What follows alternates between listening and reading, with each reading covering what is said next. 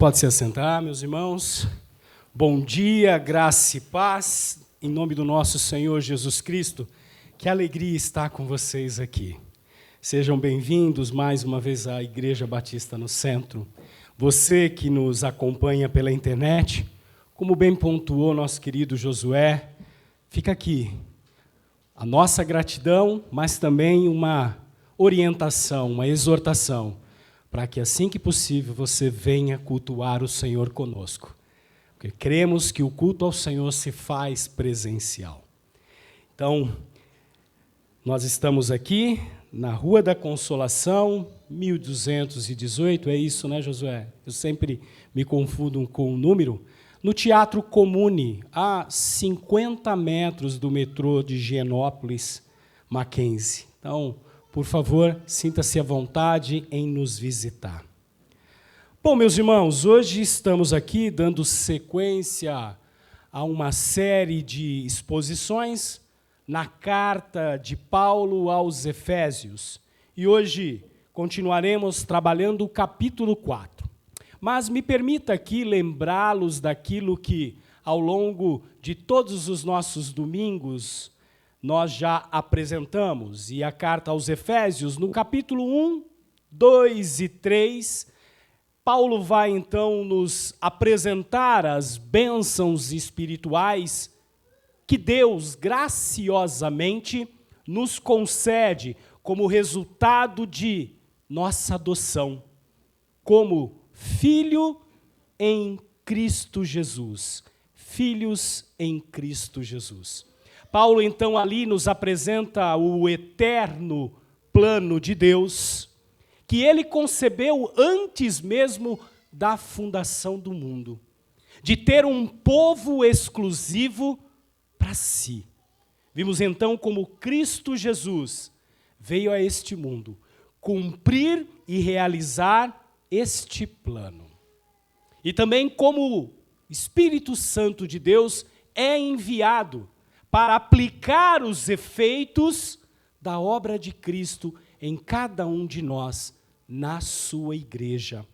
O capítulo 4, então, como decorrência dessa apresentação de Paulo, é o desenvolvimento prático de todas essas verdades apresentadas. É como que se Paulo parasse e dissesse: muito bem, vocês entenderam, mas agora me permitam mostrar a prática daquilo que vocês ouviram e aprenderam.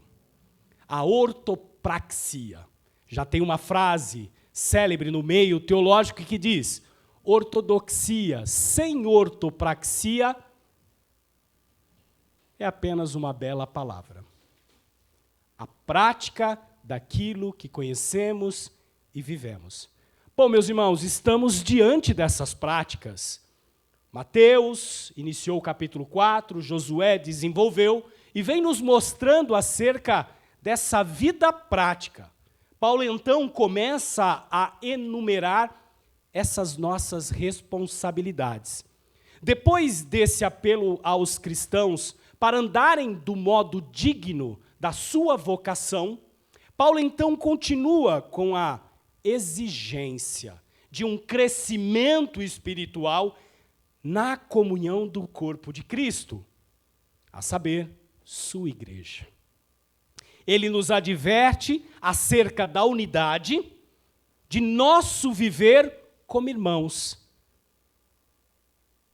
Um bom aviso para os dias de hoje, onde o individualismo parece querer reinar e invadir as nossas práticas. E por mais que pareça absurdo, dentro da própria igreja. A importância dessa unidade que trabalha a nossa esperança em Cristo Jesus. Ele continua falando, então, da adversidade. A diversidade dos dons. E como Cristo Jesus concedeu tais dons com um propósito, a fim do aperfeiçoamento do seu povo. Ele entrega esses dons à igreja, a essa unidade. Então, vemos aqui a diversidade trabalhando para a unidade, para a edificação do seu corpo, sua igreja. Essa diversidade cumprindo, então, o seu papel. Que papel? Crescimento, maturidade e conhecimento dele, Cristo Jesus, do Deus triuno, fortalecendo ainda mais essa unidade.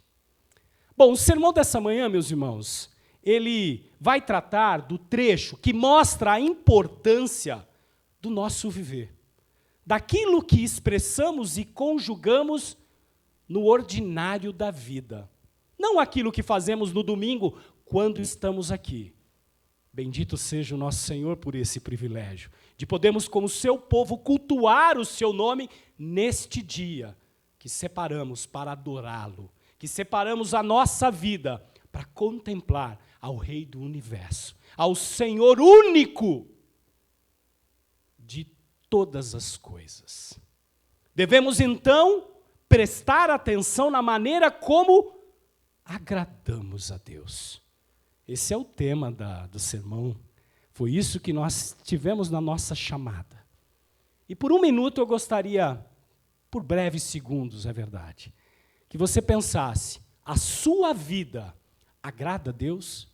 Pois bem, meus irmãos, é disso que Paulo vai nos falar, vai nos ensinar, e as Sagradas Escrituras vai nos orientar. Façamos então a leitura do capítulo 4, do trecho que nos cabe nesta manhã, versículos 17 a 24.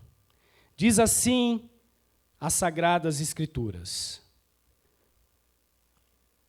Isto, portanto, digo e no Senhor testifico, não vivam mais como gentios, que vivem na vaidade dos seus próprios pensamentos, tendo o seu entendimento obscurecido, separados da vida que Deus concede, por causa da ignorância em que vivem, pela dureza do seu coração.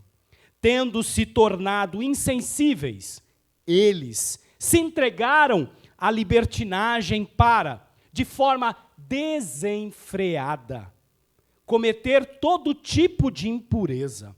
Mas não foi assim que vocês aprenderam de Cristo, se é que, de fato, ouviram falar dele e nele foram instruídos, segundo é a verdade em Jesus. Quanto à maneira antiga de viver, vocês foram instruídos a deixar de lado a velha natureza, que se corrompe segundo desejos enganosos, a se deixar renovar no espírito do entendimento de vocês, e a se revestir da nova natureza, criada segundo Deus, em justiça e retidão, procedentes da verdade. Senhor, toma a tua palavra, grava-a nos nossos corações, transforma as nossas mentes neste domingo, dá-nos coragem para tomar decisões e novos rumos. Que tu nos orientes agora, em nome de Cristo Jesus. Amém. Meus irmãos, como agradamos a Deus? Paulo nos apontará o caminho. E esse caminho passa pela forma que eu e você, não importando a sua idade, a sua experiência, aquilo que você tem enfrentado, vivemos. O abandono completo da velha maneira de viver e o desenvolvimento dessa nova maneira, tanto na vida pessoal como nos relacionamentos profissionais, de lazer, de formação intelectual, de educação, lá na escola, com o grupinho dos amigos, nos grupos de WhatsApp, nas comunidades hoje nesse mundo virtual. E embora uma minoria cristã tenha renunciado à velha maneira de viver, ao velho homem, continuamos a viver cercados pelas pessoas que ainda andam nas trevas. Em outras palavras, obscurecidas. De uma vida sem Deus. Por isso a advertência. Paulo então inicia o versículo 17. Isto, portanto, digo, e no Senhor testifico. Não vivam mais como gentios, que vivem na vaidade de seus próprios pensamentos. Paulo sabia que, muito mais do que ouvir a mensagem, ter o conhecimento intelectual, gnose no grego, a vida cristã exige e demanda muito mais do que essas coisas. Ela implica intimidade. Em outras palavras, em relacionamento. É preciso ser discípulo de Cristo, não apenas um ouvinte, não apenas alguém que, de uma maneira filosófica, cite os ensinamentos ou ele cobre qualquer assunto teológico com suas belas palavras. A palavra de Deus, a Bíblia, o Novo Testamento, vai nos mostrar exatamente a maneira pela qual o Deus Filho, Cristo Jesus, se relacionava. Lidava com a mensagem a qual ele estava trazendo luz e entendimento para aqueles que o seguiam. Estes discípulos dormiram com ele. Na mesma tenda. Comeram a mesma comida. Distribuíram a pouca verba que havia entre eles. Andaram no mesmo barco. Compartilharam as mesmas ideias. Mateus, Lucas, Marcos e João nos dá detalhes deste relacionamento destes discípulos. Traduzindo para nós, e para os nossos irmãos ali em Éfeso, quando Paulo escreveu essa carta, comunicar vivencialmente as atitudes, a maneira, o comportamento como nós encaramos a vida, o mundo e os nossos desafios. Paulo, meus irmãos, tem isso em mente quando inicia esse capítulo. E ele diz que não vivam mais na futilidade, na vaidade dos seus próprios pensamentos, na vaidade da própria mente. Vaidade com o sentido de aquilo que é oco, vazio, que se dissipa. São Paulo, a qual nós estamos, a cidade que o Senhor nos trouxe a plantar essa igreja, no centro dela, era conhecido como a Terra da Garoa. Faz um bom tempo isso, hein? Me lembro nos finais ali da década de 70. Estou olhando aqui para quem está na internet, para minha esposa, ela está dizendo 70. A Barba Branca me entrega. Estou olhando para o Josué, parceiro de Barba Branca. E ali, geralmente entre 6 e 9 da manhã, nós tínhamos uma névoa. O pessoal que nos acompanha do ABC, lá em São Berlondres, São Bernardo do Campo, sabe exatamente o que eu estou dizendo. E, de repente, essa névoa se dissipava, oca, sem uma explicação lógica. Bom, Paulo trata a vaidade exatamente com isso. E ele, então, está aqui nos lembrando que a mente que não recebe essa nova atitude que vem de Cristo será sempre uma mente vaidosa, uma mente oca, uma mente vazia. Não há contentamento. Nada vai nos preencher. O próximo plano, o próximo desejo, a próxima aquisição, seja ela da ordem intelectual, seja ela da ordem material, sentimental, nada preencherá. Porque elas não foram feitas com esse propósito redentivo. Com esse propósito, elas foram feitas, sim, para que pudéssemos ter prazer nela, desfrutássemos daquilo que elas proporcionam, mas jamais nos complementar.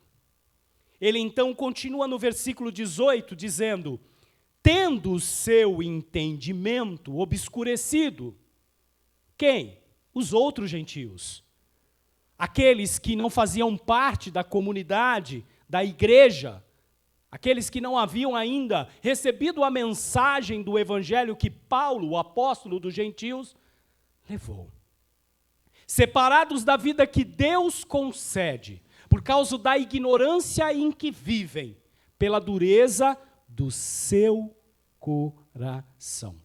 Meus irmãos, o versículo 18 aqui na palavra de Deus fala acerca dos gentios que estão obscurecidos de entendimento. Que, em outras palavras, poderíamos usar uma expressão comum à igreja, cegueira espiritual. Preste bem atenção, não é uma deficiência visual. É sim uma falta de capacidade de raciocinar, da maneira como a palavra de Deus nos coloca, equilibradamente. O homem que é cego espiritualmente é incapaz de perceber a sua própria cegueira. Quantos de nós não nos lembramos antes daquele momento em que os nossos olhos foram abertos? Fazíamos as coisas para preencherem esse vazio existencial e achávamos que eram coisas boas, dignas, mas quando descortinou-se, e eis que o Senhor se revela a nós, passamos a enxergar a vida como de fato ela é. William Hendrickson, um famoso professor, mestre em teologia, escreveu certa vez: o homem sem entendimento habita nas trevas, e as próprias trevas também habitam nele. Ao perder essa concepção do Deus vivo, Paulo então está nos mostrando aqui que estes homens também perdem a concepção do alvo da vida humana, do propósito para o qual a vida foi estabelecida, e assim passam a vagar sem alvo, sem esperança, sem cuidado. E mesmo aqueles que têm um objetivo posto, uma meta, algo a conquistar na própria vida, quando estão obscurecidos deste entendimento acerca do verdadeiro propósito do homem, caminham para a vaidade, caminham para aquilo que é vazio e oco, pois não irá conseguir sentir o complemento daquilo que a palavra de Deus nos trata quando fala de contentamento e completude. Uma vida aleatória, legada, como dizem por aí, à sua própria sorte. Eu me lembro que Lewis Carroll, quando escreveu aquela famosa obra infanto-juvenil, quantos aqui já não viram? Alice no País das Maravilhas. Quando você lê o livro, você percebe que Lewis tem uma intenção de trazer ali uma proposição filosófica, principalmente quando Alice está diante daquele cenário onde aparece o gato pela primeira vez, e ali então ela, preocupada pelo caminho pelo qual ela iria seguir aquela trajetória, ela começa aquela conversa aparentemente esquizofrênica com o gato. Mas se você parar um minutinho, você vai perceber nesta fala exatamente aquilo que Paulo está nos mostrando aqui. O caminho importa, e importa muito. Quando eu não sei quem sou e nem para onde vou, qualquer caminho serve. Isso é viver de maneira aleatória. Quantos de nós já não vivemos isso? E percebemos que estávamos dando volta em nós mesmos. Agora, quando o Evangelho nos alcança, entendemos o verdadeiro propósito pelo qual o Criador nos fez. O caminho importa, e importa muito, é o que Paulo está gritando aqui. É o que as Sagradas Escrituras estão nos colocando.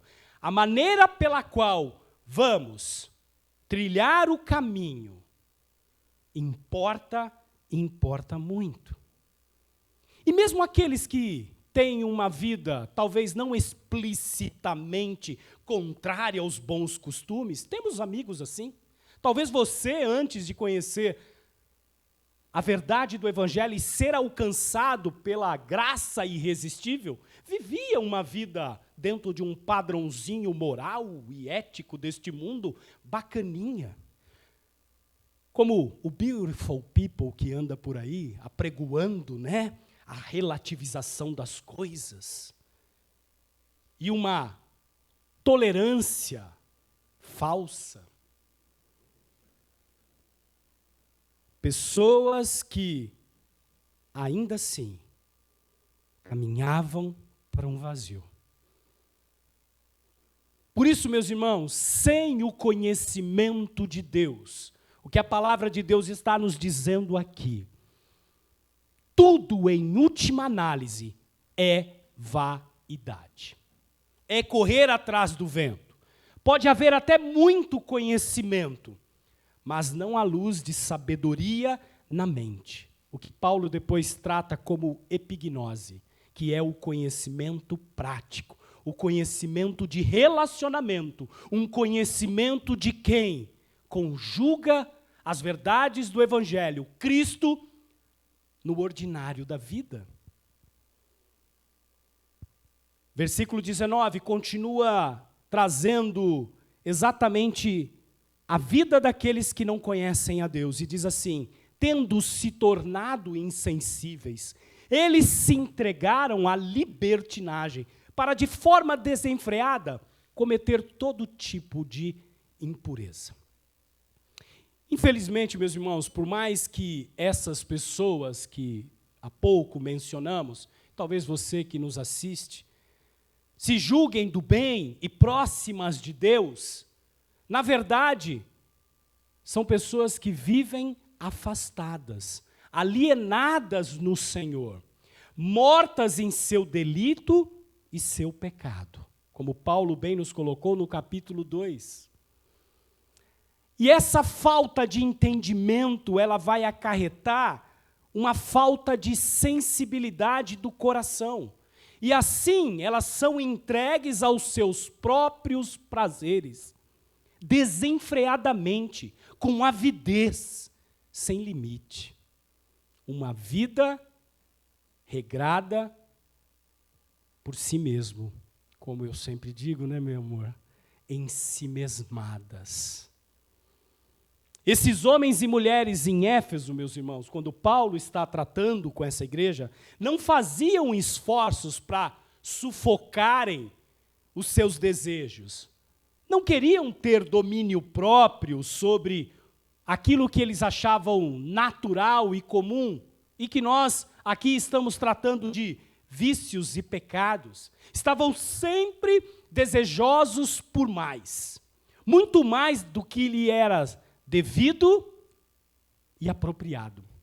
Esta insensibilidade é mostrada quando, sem sentido de deixarem qualquer apreciação pela verdade de Deus, eles se entregam naquilo que eles julgam serem o correto, o certo. E perdem então a vergonha em face do mal. Suas consciências estão abafadas. Não mais sentem remorsos. Consegue pensar em exemplos atuais?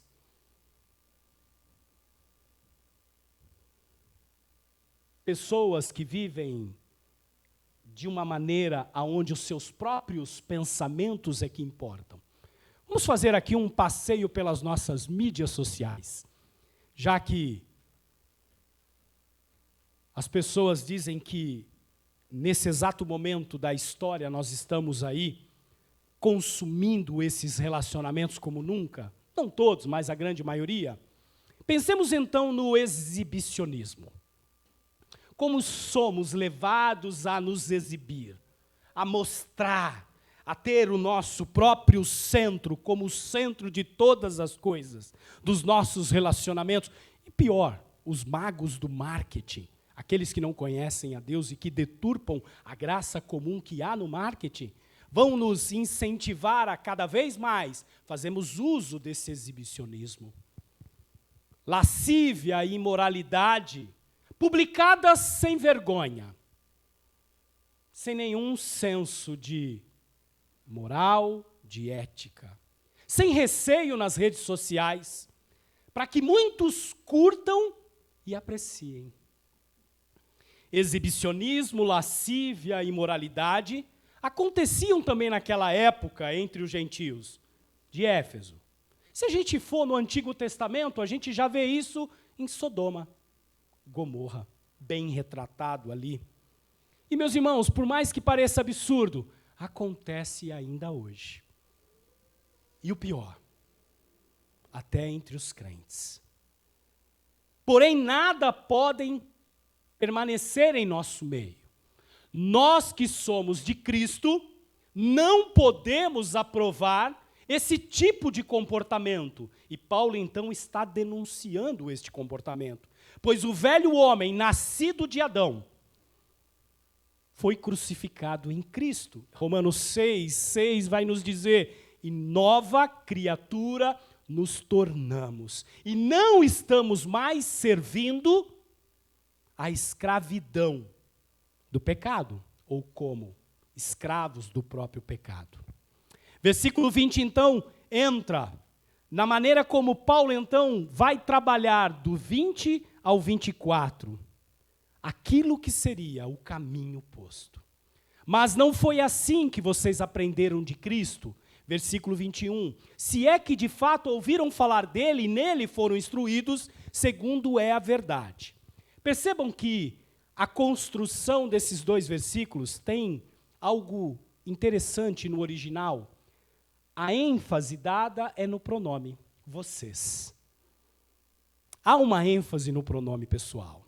A verdade de Deus e de seu propósito veio para dominar vossas mentes. E esta verdade tem implicações éticas. Vossas vidas não são mais obscuras, escravizadas nas trevas do próprio entendimento e do curso deste mundo sem Deus. Vossas mentes não são mais mentes vãs, sem sentido. Vocês não estão mais alheios de Deus. Nele, outra ênfase dada na conjugação desse versículo, aprenderam de Cristo. Nele, vocês foram instruídos. E a grande lição aqui é exatamente essa, o conhecimento de Cristo Jesus. Era isso que Paulo estava relembrando, trazendo à memória, orientando os nossos irmãos em Éfeso. Aquilo que vocês aprenderam em sua conversão. Cristo, então, aqui é especificado, é nomeado como objeto de aprendizado. É nele que aprendemos. É na sua verdade, é na sua revelação. Ou seja, meus irmãos, na união vital com ele, em contraste com a vaidade que os ímpios e gentios, os outros que não professam a Cristo como Senhor, eram guiados.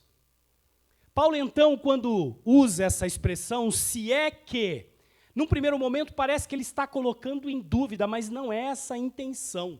Paulo não está pondo em dúvida. O que ele está fazendo ali é lembrando os nossos irmãos, nos lembrando daquilo que nós não temos razão para duvidar.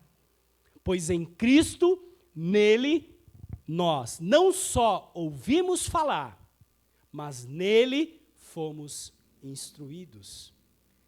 Versículo 22.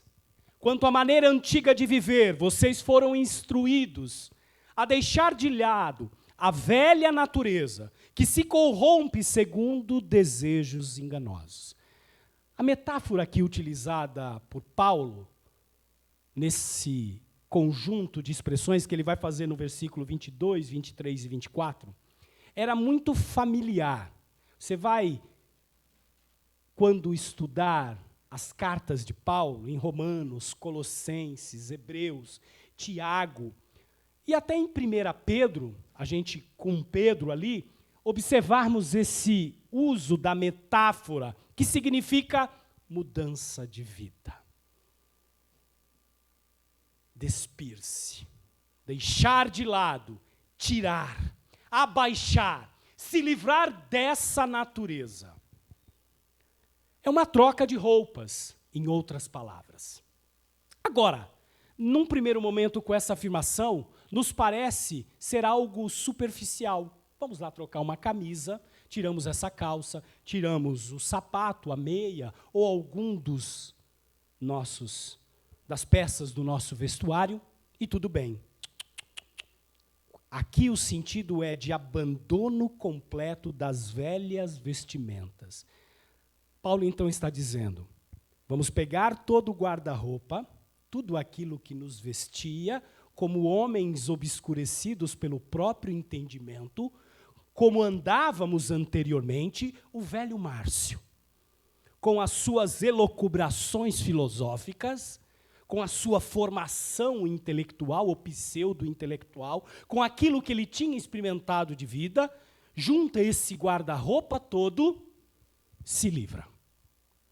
É um abandono, meus irmãos, completo de todas as velhas vestimentas, substituí-las por novas.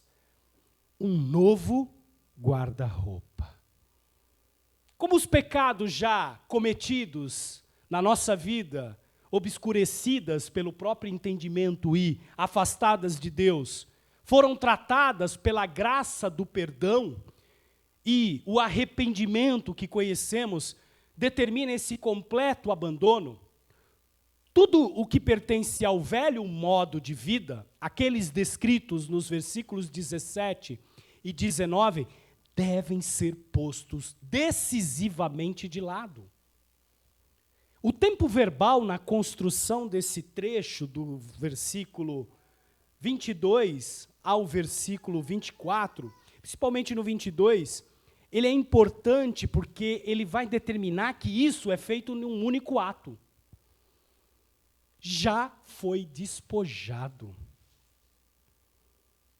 É como se Paulo gritasse um lembrete aos nossos irmãos em Éfeso, e nesse exato momento, você que nos escuta, ele gritasse aí na sua casa, aos seus ouvidos o seguinte: ei, acordem! Essas vestes e esse velho modo de viver, essa maneira como você lida com as coisas ordinárias do mundo, do seu dia a dia, já estão despojadas. Ei, o que vocês estão fazendo? Se vestindo novamente com aquilo que já foi despojado? Meus irmãos, somos o beneficiário desta ação. As concupiscências, os desejos centrados em si mesmo, que pertence àquela velha maneira de ser, procedem do engano. Eles prometem alegria e lucro, mas não podem cumprir a promessa. E você sabe disso. Você já experimentou. Ei, acordem! O que vocês estão fazendo olhando para essas coisas que vocês já sabem que não lhe trarão esse contentamento e essa completude? Essas roupas, esses hábitos, esses costumes, essa maneira de lidar com a vida, de lidar com o casamento, com os relacionamentos, de lidar com os filhos com os pais, nós no dia a dia do trabalho, nas nossas frustrações, diante das perseguições, das dificuldades, a maneira como lidamos com a pandemia e com todo esse descalabro político que estamos vivendo. Ei, não é mais assim. Há vestes novas, há um guarda-roupa novo posto para vocês. E é assim que o pecado, como fez com Adão e Eva, vai tentar nos persuadir através do engano, para que a gente beberique ali, para que a gente descumpra aquilo que a palavra de Deus nos coloca. Paulo então continua no versículo 23, a se deixar renovar no espírito de entendimento de vocês. Meus irmãos, o velho homem, a velha mulher, devem ser despojados. E nós, cristãos, devemos ser renovados a cada manhã. No original, o sentido que o verbo colocado em ênfase, renovar, é no sentido de ser renovado por alguém. E essa beleza do Evangelho, alguém já nos renovou. O tempo aqui está no presente, mas ele vai enfatizar que aquilo que é requerido e feito possível em Cristo é continuamente renovado. Todas as manhãs. Porque ainda vivemos neste mundo. Temos relacionamento com as coisas deste mundo. Os valores, a cosmovisão, a maneira de enxergar, bate a nossa porta todo dia. Não é assim na nossa formação? Os nossos jovens aqui, adolescentes? Não é assim quando participamos de cursos? Sorrateiramente, a loucura desse mundo vem invadindo. E ali vamos duvidando daquilo. Então, ainda que seja algo já feito, já garantido, ele é continuamente necessário em ser renovado. É uma tarefa diária. É acordar todos os dias de manhã e sermos lembrados que precisamos ser renovados, sermos renovados. O lugar dessa renovação ou rejuvenescimento constante é aqui, no espírito do nosso entendimento.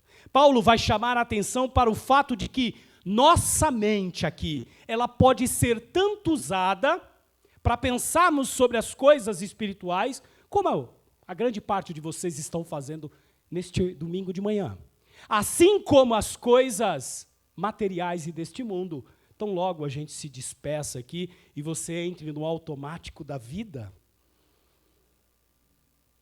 Podemos manter as nossas mentes em coisas efêmeras, ou talvez sermos chamados a atenção diariamente pelas Sagradas Escrituras a pensarmos nas coisas elevadas e guiarmos os nossos passos e tomarmos as nossas decisões, as mais simples, as mais complicadas, a partir dessa premissa. Meus irmãos, essa renovação, então é possível. Por que ela é possível? Porque ela é feita na nossa própria força? Não. A construção verbal está nos dizendo, porque o Espírito Santo habita em nós. E ele vai nos lembrar diariamente acerca do caminho, acerca da maneira pela qual iremos agradar a Deus. Versículo 24. E que deveis vos revestir do novo ser humano, que é criado conforme Deus, na verdadeira justiça e santidade. O velho homem é caracterizado pelo quê? Paulo vai dizer, egoísmo, pecado. E aqui ele vai nos instruir a abandonarmos estas práticas, para que então o novo homem, a nova natureza, que é a criação de Deus, reine no lugar. Não apenas uma natureza renovada, mas uma natureza nova. Fomos feitos novos, ou seja, completamente diferente. Então, aquela frasezinha que você insiste em falar, inclusive eu, pau que nasce torto, em Cristo se endireita assim. A sua síndrome de Gabriela, eu nasci assim, eu cresci assim, vou morrer assim, só serve para Gabriela, para você não. Porque você foi feito novo. Não há desculpas diante da palavra de Deus, então não cabe mais. É egoísmo, é ensimesmamento, é pensar de acordo com os valores desse mundo. E aqui Paulo então está nos lembrando dessa natureza alterada. E essa roupa nova, meus irmãos, é a identificação dessa nova vida em Cristo. É preciso andar com vestes diferentes. Não basta apenas confessarmos. Não basta apenas dizermos. levarmos na camiseta, é preciso mudarmos a vestimenta interna do coração. O teu filho tem que ver essa mudança. A tua filha tem que ver essa mudança. A tua esposa precisa ver essa mudança. O teu irmão precisa ver essa mudança. O teu chefe precisa ver essa mudança. O teu vizinho precisa ver essa mudança. Porque senão, meus irmãos, nós continuaremos, como o homem tem insistido, em sermos professos nominalmente. Levamos a pecha, levamos o qualificativo, mas no exercício da vida, nós departamentalizamos ela. De domingo, e nas reuniões dos homens, das mulheres, dos jovens, ou seja lá, a reunião que façamos dentro da igreja, somos uma figura. Temos ali o nosso pacto de membresia. E na segunda a sexta, no dia a dia, somos outra pessoa. E aí, invertemos o propósito da teologia pactual para uma espécie de teologia contratual. E vamos conjugando a nossa vida cristã naquilo que nos interessa. O famoso consumismo da igreja. Essa igreja tem me ofertar isso. Não, a palavra lá é pesada, não quero. E a gente vai consumindo a vida cristã assim. Meus irmãos, o que nos une é um pacto. Pacto esse feito pelo próprio Deus, garantido por Ele e pela sua graciosa misericórdia, nos alcançou. Precisamos aqui, meus irmãos, nos lembrar que a formação do nosso caráter requer-se a renovação contínua, diária e progressiva da sua vida, da minha vida, das nossas vidas. E essa aceitação decisiva do novo homem, da nova mulher, do novo eu, homem este criado segundo Deus.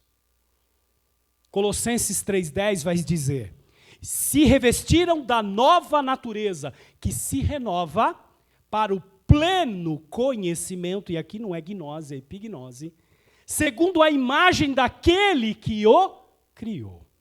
Esse novo homem, meus irmãos, se refaz para o pleno conhecimento. Essa nova mulher se refaz, minhas irmãs, para esse pleno conhecimento, segundo a imagem daquele que nos criou. O homem, no princípio, foi criado assim. Foi criado à imagem de Deus, do Deus Trino. E quando aquela imagem foi distorcida, tirada da forma pelo pecado, e a vida em comunhão com Deus se perdeu, houve em Cristo a reforma, a restauração nessa nova criação. Uma restauração à imagem divina. Por isso, a reforma é contínua, é progressiva. Mas ela já nos alcançou. E suas implicações são sobre as nossas vidas. Capítulo 1, 2 e 3. Está com dúvida? Acho que Deus não me ama. Ele me deixou tão sozinho, eu estou aqui, precisando de alguém. E você resume a sua vida, no seu próprio entendimento, a uma vida de relacionamento com outra pessoa. Leia Efésios 1, 2, 3. Se faça esse favor todas as manhãs. E aí para no 4. E deixa Paulo gritar ali. Deixa a palavra de Deus ecoar na sua alma. De que você foi feito nova criatura. Deus nos amou. Deus nos elegeu. Deus nos predestinou. Cristo vem, morre, se entrega para cumprir essa redenção, nos redime, perdoando os nossos pecados, se oferecendo como sacrifício, e assim, nos contemplando com as bênçãos espirituais. E, portanto, em gratidão a Deus, nós devemos viver essa vida para agradar a Deus. Essa vida digna da vocação pela qual fomos chamados. Enquanto isso, o mundo, aqui representado pelas pessoas que não professam Cristo, caminham no curso do seu pecado. Essas pessoas continuam ignorando a Deus, entregues na dureza do seu próprio entendimento, obscurecidos nas suas consciências e alheios ao plano de Deus. Elas caminham para a destruição e para a condenação merecida, porque assim o fazem como resultado dos seus próprios pecados. Romanos 1, 2 e 3 vai nos contar essa vontade que os homens têm de estarem alheios a Deus. E eles são indesculpáveis. Você é indesculpável. E nós, se não fosse a intervenção de Deus, estaríamos entre eles. Mas Deus nos chamou, fomos feitos seus filhos, nova criatura, e um guarda-roupa novo nos foi entregue. E esse viver não é para que eu e você sejamos dignos, como muitos por aí acham. Temos que fazer as boas obras, afinal de contas, precisamos ser merecedores daquilo que as bênçãos espirituais nos foi agraciado. Meu irmão, sem sentido, Ele nos agraciou antes da fundação do mundo. Não há nada que você e eu façamos para sermos dignos. Digno somente um, Cristo Jesus, o Emanuel, o Deus conosco. E porque Ele é digno, nós entramos nesta adoção como filhos. Então nós caminhamos assim, em um vivo e digno caminhar.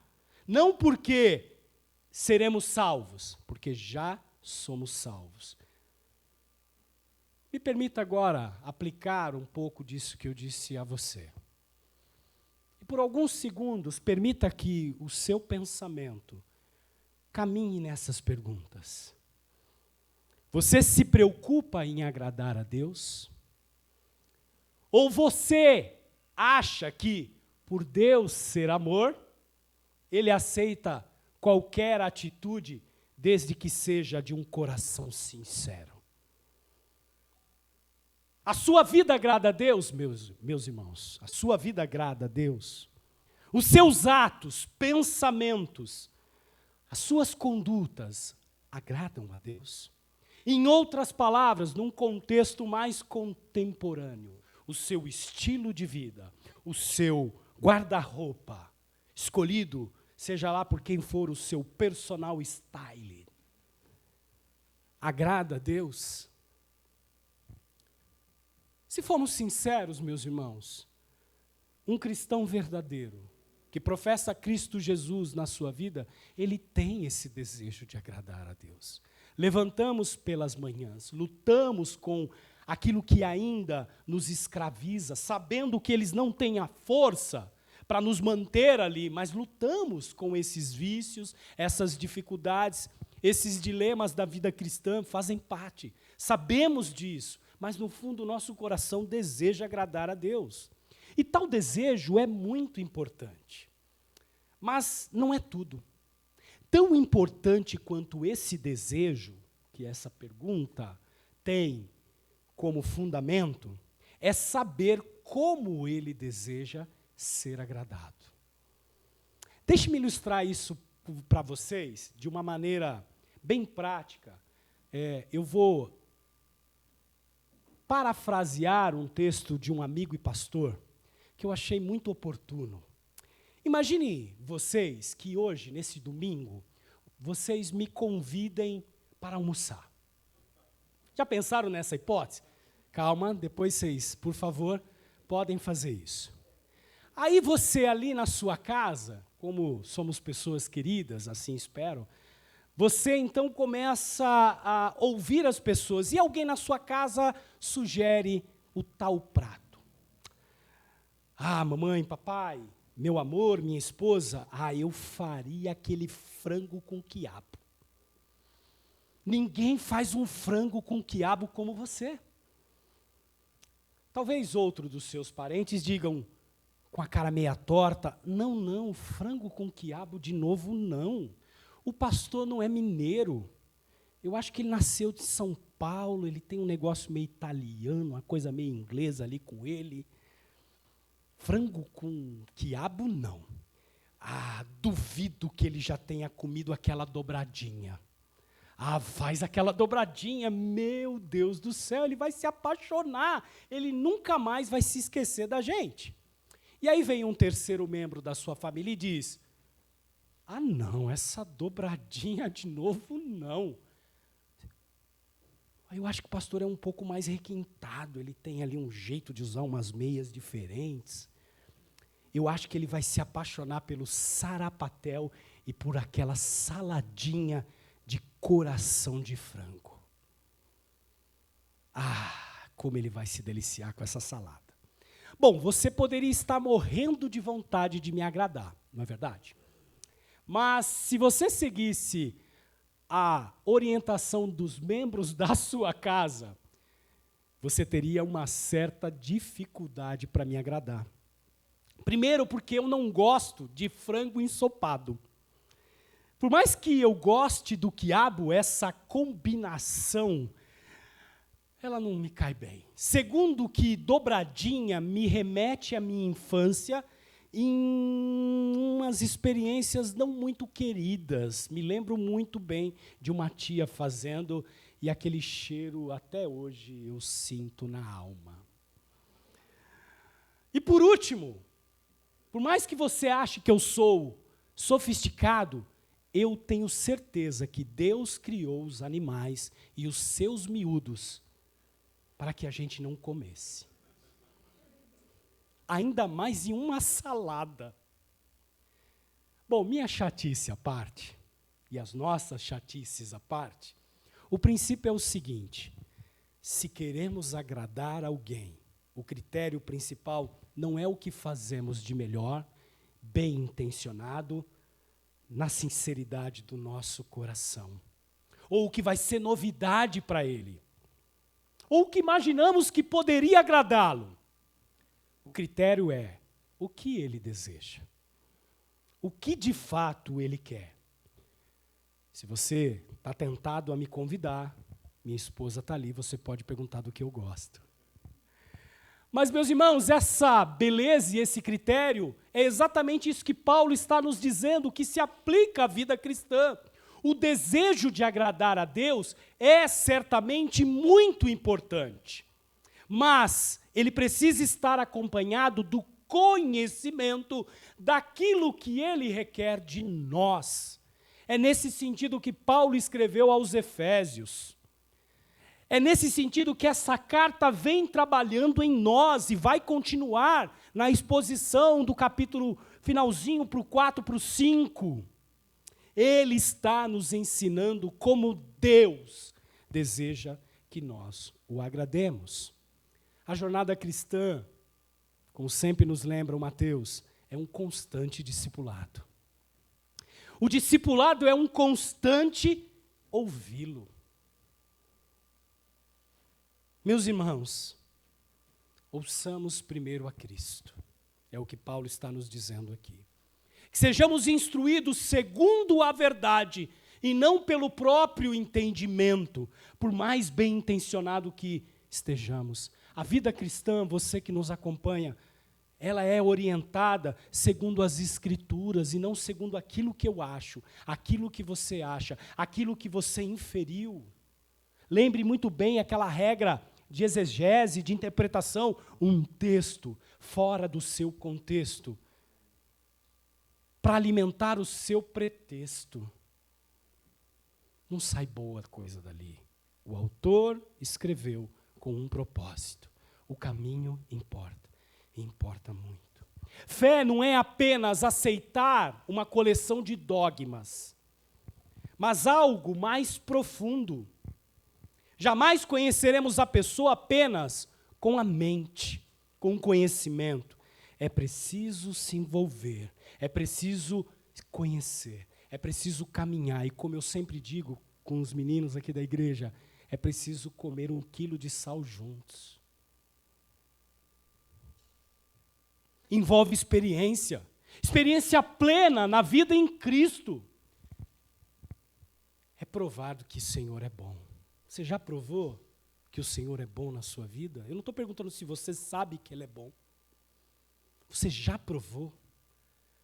carta de Pedro vai nos falar acerca disso. A verdade é Jesus. E o mundo sempre irá nos apresentar outras propostas, outros caminhos de mudança, porque é esse o entendimento do príncipe deste mundo. É esse o trabalhar dele.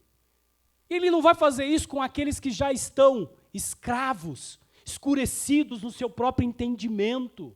Ele vai fazer isso com você e comigo, meu irmão, minha irmã, para que a gente se desvie do caminho e deixe de provar que o Senhor é bom.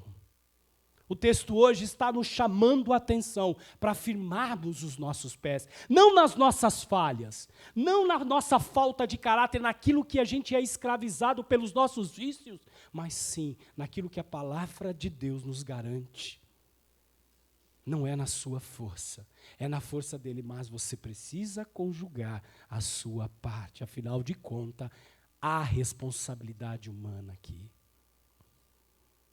De volta à metáfora que Paulo usou nos versículos 20 a 24, principalmente no 22 a 24, olhemos para o guarda-roupa que veste o nosso homem interior, a nossa mulher interior, o nosso íntimo, as roupas que nos movem. Vamos pensar um pouquinho sobre esse guarda-roupa interior. Quais as roupas que não nos representam mais? Faça aí um momento de reflexão. Teremos a ceia, acho que no próximo final de semana, mas examine o homem a si mesmo. Agora, todas as manhãs. Examine o jovem a si mesmo. Examine a criança a si mesmo. Quais são as roupas que não lhe cabem mais?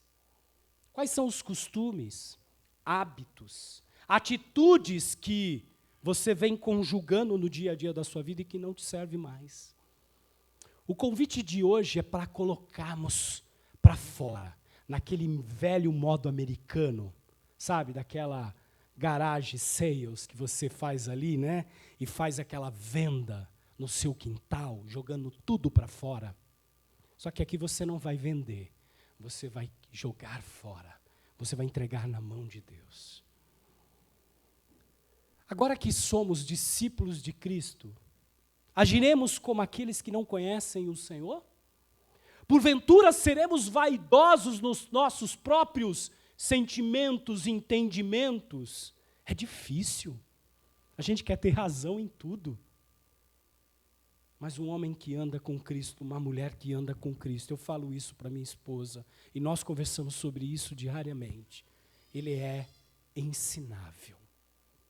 Porque o Espírito Santo nos convence daquilo que está errado. Agora, quando os nossos entendimentos estão obscurecidos, precisamos clamar. Precisamos olhar e ver se estamos atendendo os desejos do engano, desejos desenfreados e desmedidos, atrás de satisfação, poder, dinheiro, ser o Senhor e a Senhora da razão. Será que a sua carreira profissional tem sido conduzida segundo esse novo guarda-roupa que Deus nos dá? Ou vale tudo, Maquiavel? O importante é chegar nos resultados. Mas, Márcio, pastor, você não entende o que eu estou falando? Entendo, eu trabalho com isso manhã, tarde e noite. E se eu não tomar cuidado na entidade que eu trabalho, ao invés de levar conhecimento e ferramentas de gestão, eu vou entregar para essas pessoas engano, autoconhecimento. Vou sabotá-los naquilo que eu sei que não vai levá-los a lugar nenhum. E aí eu vou criar uma espécie de teologia do empreendedorismo, dizendo que as práticas daquilo é o que vai te trazer. Não, meus irmãos, é Deus que controla todas as coisas. A graça comum no empreendedorismo, a graça comum na gestão, mas é Deus que dá a última resposta em tudo. Eu não posso me esquivar de deixar de usar, mas eu também não posso acreditar que nessas coisas, nas carreiras profissionais, eu vou encontrar redenção em si mesmo. Nosso papel na sociedade. Veja, eu não estou dizendo que essas coisas são erradas, mas eu estou dizendo que se ela é a fonte do seu contentamento, há pecado aí. E você precisa denunciar esse pecado na sua vida. No consumismo que insiste e nos impele com a ideia de que fazendo, comprando, tendo aquilo, seremos. Não, meu irmão, minha irmã, você não precisa ter para ser. O seu ser está naquele que criou todos os seres, Cristo Jesus. João 1:1 vai nos ensinar que mediante Ele, por Ele, foram criadas todas as coisas. Relacionamentos impuros. Afinal de contas, pastor, olha, a igreja, o mar não está para peixe, né?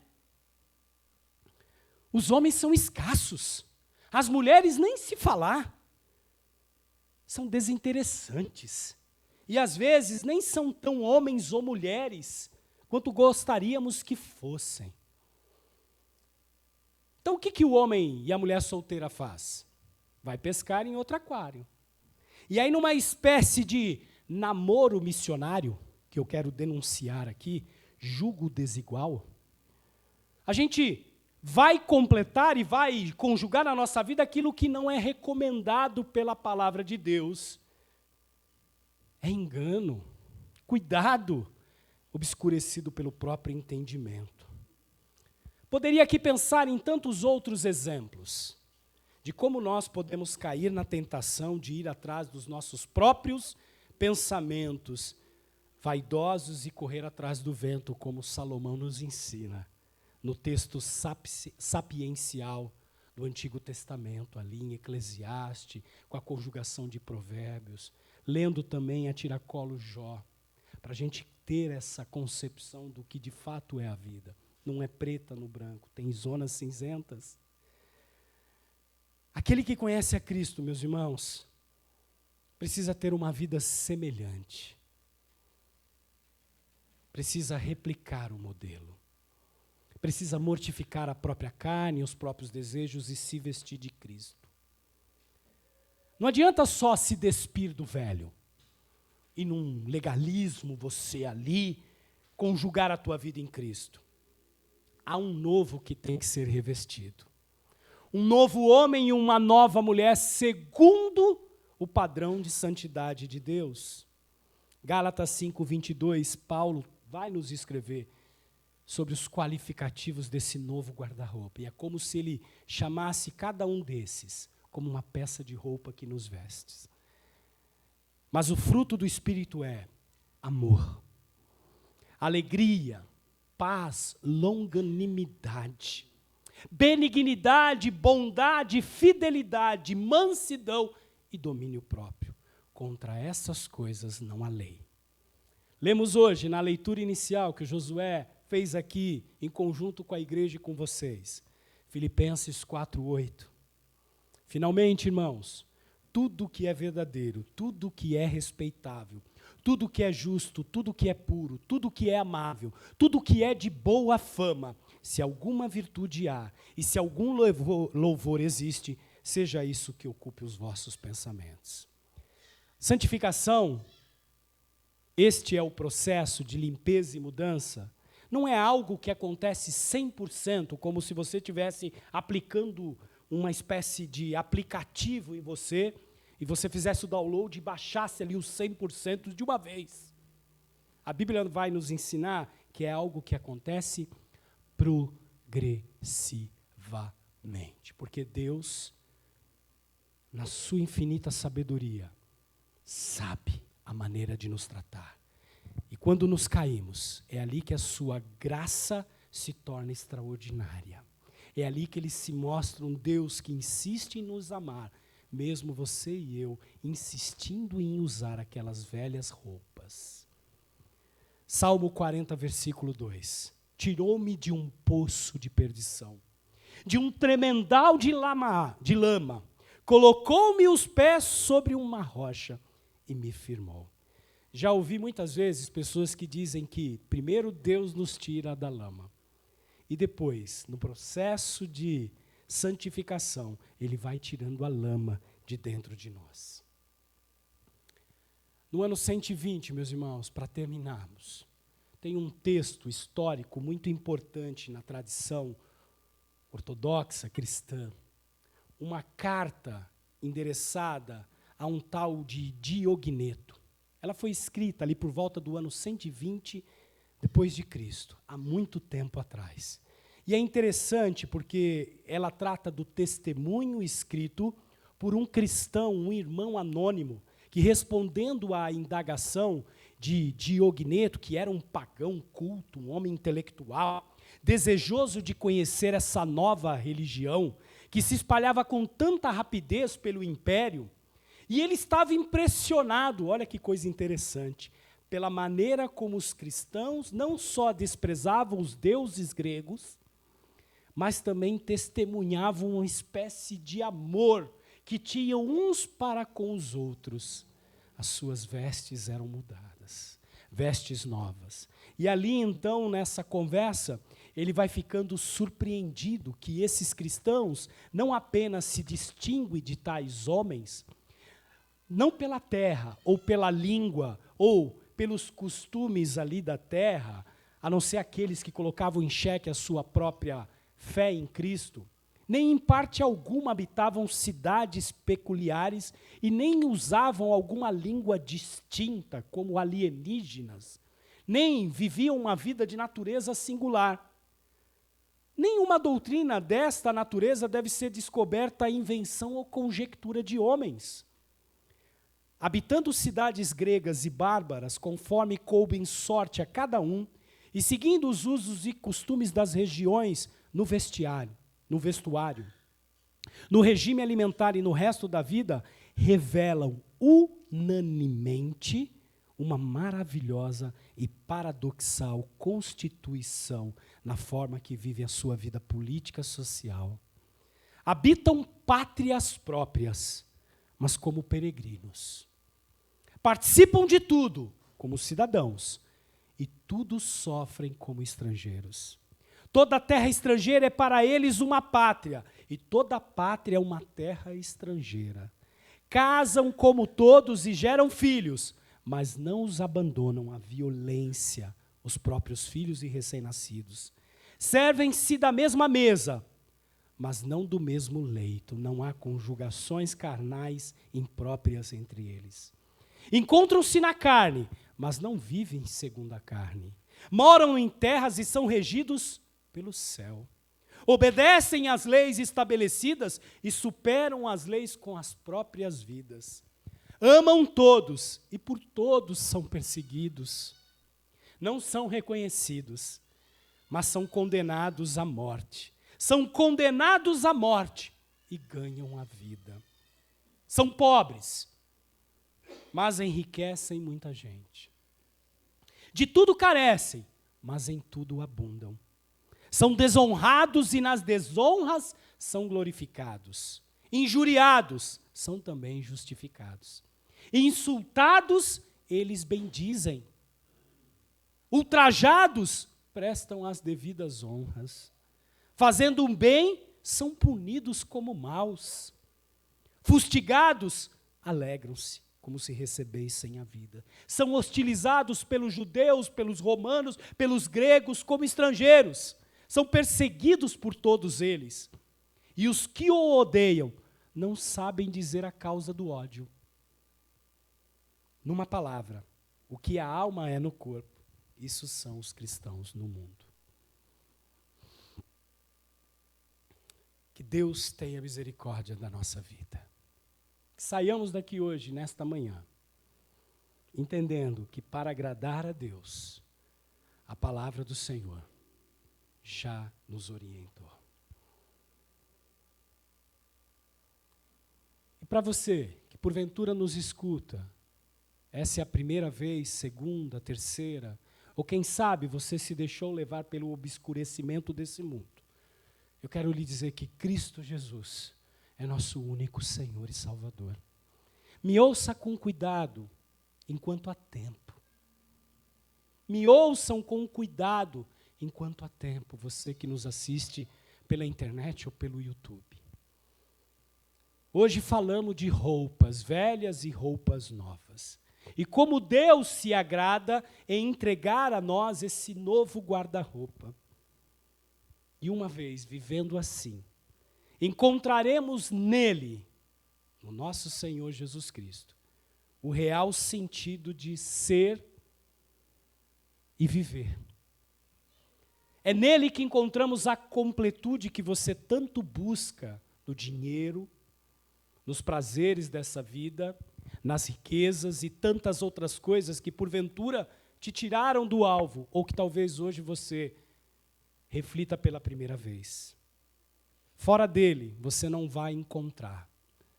É um viver vaidoso, vazio, oco. Basta você conquistar um objetivo que você já quer um outro. Mas na palavra de Deus nós encontramos Deus nos agraciando com o caminho. E quando encontramos esse caminho, Ele nos revela quem somos e aquilo que conquistamos. E assim Ele coloca o caminho para que cheguemos lá. O nome desse caminho é uma pessoa, Cristo Jesus. Por isso, se você quiser saber um pouco mais sobre o nosso Senhor, o caminho, a verdade e a vida, nos alegraremos em poder compartilhar e conversar com você. Seja para você que está aqui presencialmente, ou seja para você que nos assiste. Falaremos um pouco mais acerca desse evangelho da salvação. Baixemos as nossas cabeças e meditemos um pouco sobre aquilo que pensamos hoje.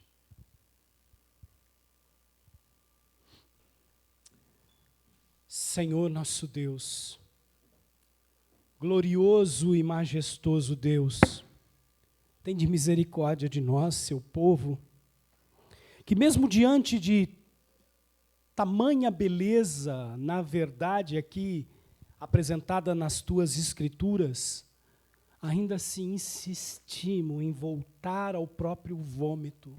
E a figura do filho pródigo, que vivenciava da filiação, das benesses, daquilo que o pai o tinha já agraciado, ainda assim quis viver, e ali provou e percebeu que tudo é vaidade. E encontrou depois afeto, amor, carinho no pai, que tão logo chegou, o vestiu com roupas novas. Tende misericórdia de nós nesse domingo, Senhor. Veste-nos com roupas novas na nossa vida diária, ordinária, não apenas aqui entre os irmãos, numa espécie de cristianismo nominal, consumidores de uma religião. Não, veste-nos com roupas novas lá em casa, com as nossas esposas, com os nossos maridos, com os nossos filhos, lá no trabalho, com os nossos colegas, com os nossos chefes, diante dos desafios que esse mundo tenta colocar. Veste-nos com roupas novas diante das cosmovisões, ideologias que batem à nossa porta todos os dias, seja em propagandas, seja em falas. Nos ajuda, Senhor, a andarmos com as roupas pela qual o Senhor nos preparou. Afinal de contas, qual a maneira de agradar a Ti, senão aquela que o Senhor mesmo colocou e nos apresentou na Tua palavra? Não podemos fazer isso com as nossas próprias forças, e louvado seja Deus, porque somos incapazes. Por isso que o Teu Espírito trabalha em nosso coração, lembrando que isso já nos foi garantido. Mas, Senhor, dê-nos a força de todas as manhãs lembrarmos acerca deste novo homem, desta nova mulher. Tende misericórdia de nós, Senhor. Que a verdade do Teu Evangelho encontre o nosso coração e coloque em xeque tudo aquilo que tem sido gerado pelo nosso próprio entendimento obscurecido. Tem misericórdia do Teu povo, da Tua igreja.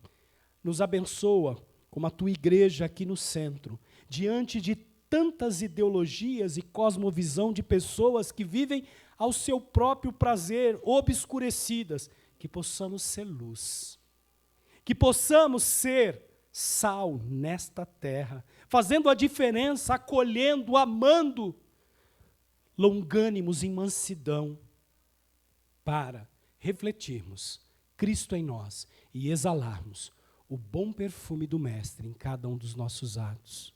Aqueles que nos ouvem, que não conhecem a Ti, Senhor, revela-se ao coração.